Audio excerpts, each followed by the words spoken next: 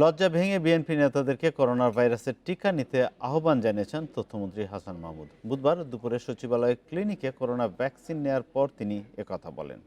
তথ্যমন্ত্রী জানান, সরকার সবার সুরক্ষা নিশ্চিত করার জন্য বদ্ধপরিকর। বিরোধী দলের যারা সমালোচনা করেছে টিকা নিয়ে, তাদেরকেও সরকার সুরক্ষা দিতে চায়।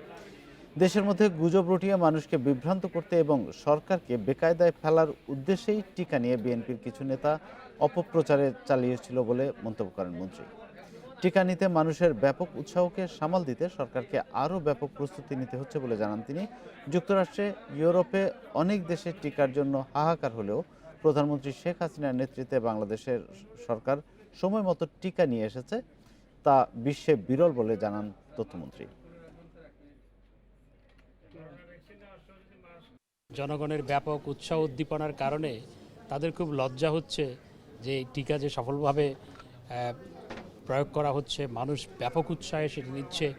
এমনকি এত উৎসাহ যে সেটিকে সামাল দিতে আরও ব্যাপক প্রস্তুতি নিতে হচ্ছে, সরকারকে নানা ধরনের ব্যবস্থা নিতে হচ্ছে।